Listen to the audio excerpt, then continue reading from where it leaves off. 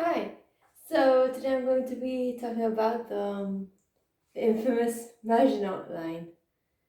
So yeah, let's get started. Well, I mean the Maginot line is pretty well known, but it's not well known because of its successes. It's well known because it really failed to prevent the German invasion of France. Well, the Maginot line itself was this French line of defense that was constructed along the country's borders with Germany during the 1930s. So after the First World War, they decided to prevent a further possible invasion. They would construct a defensive line along the border between Germany and France. They named it after the French Minister of War, Andre Maginot, and it extended from La Ferté to the Rhine River. So, the Rhineland, but like the French side, well, the Rhineland was placed under the control of the League of Nations after the Treaty of Versailles, but like the part that was on the French side was fortified during, like I said, the 1930s. Well, there were some sections that also stretched along the Rhine River and the Italian frontier. And the fortifications really on the northeast frontier included exactly 22 large underground fortresses and 36 smaller fortresses, as well as blockhouses, bunkers, and rail lines. The design itself was strong, and it did prevent any attacks, I'm going to talk about this later, any direct attacks to the Maginot Line itself. However, well, I'm going to talk about this later, but it failed to prevent the invasion of France. And, the French, yeah, they made this defensive line. However, the Germans were like, okay, cool, we're just going to go through Belgium. And they did. And he successfully invaded France this way. The armistice was signed in June. So, this was in, I'll talk about this later again, but this was in May, and in June, the French were signing an armistice with the Germans.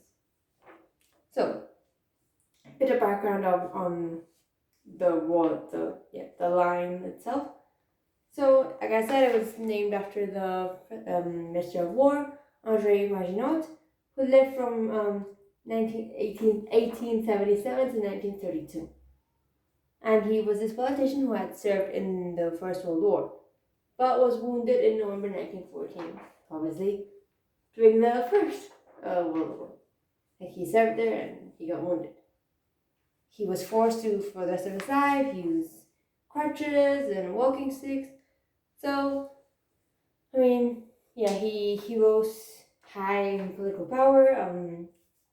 He served as France's Minister of War, like I said, and even as the president of the Chamber of the Deputies Army Commission. So, Maginot, he's like, okay, we should figure out a way to defend against the Germans in case any further conflict were to come along. So he completed plans for this defensive line that would go along the northeast frontier. And he also obtained funds for it, which is kind of a big thing because, yeah, you can have all the plans you want, but if you don't have the funds, you can't really build it.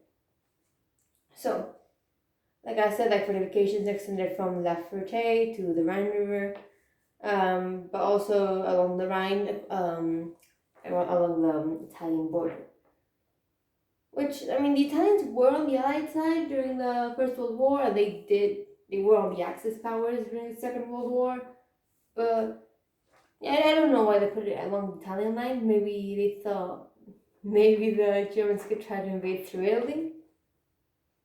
I get why they didn't put it through Belgium, but they never. So and literally the Schlieffen plan in the First World War was just to go around. So why didn't they just foresee that they could do it again? Anyway. So the French, they thought, okay, let's place our largest and strongest fortresses in the northeast because, well, there was quite a large amount of the population there, so they obviously wanted to protect the biggest parts. Not only that, also key industries, abundant natural resources, and it's near the Moselle Valley, and yeah, the French kind of wanted to protect that, so that's why they focused mainly on there. So now to the actual invasion of France. Well, the campaign for France is another topic. I'll probably get into that in another video, but well, the first attack really occurred on May 16th, 1940. And this is a direct attack to the Maginot Line. So the Germans, yeah, they attacked the Maginot Line, but at the same time they were going around. But let's focus right now on the Maginot Line attack. So they started on May 16th, 1940, and it was directed along against the isolated fortifications at La Ferté on the extreme western tip of the line. Well, the Germans managed to capture casemates and managed to capture casemates after only really four days of fighting. So it was hard fighting, and they did lose a lot of stuff, men and artillery and whatever. But it was only 4 days. However, they failed to capture a single major fortress. But by the time June 25th came around, the armistice had been signed. And, well, they didn't need to capture any major fortresses because France was now in Nazi control. At the same time, the Germans decided to go around Belgium during the attacks to the Maginot Line and go around and capture Paris. And they did, and they were successful because the French army was concentrated on the Maginot Line. Which is, there's memes about it if you want to look at them, but the Maginot Line is effectively one of the most useless military tactics of all time. It's really effective in what they did. That section of the French border, that's some defeats, but no major fortresses were defeated.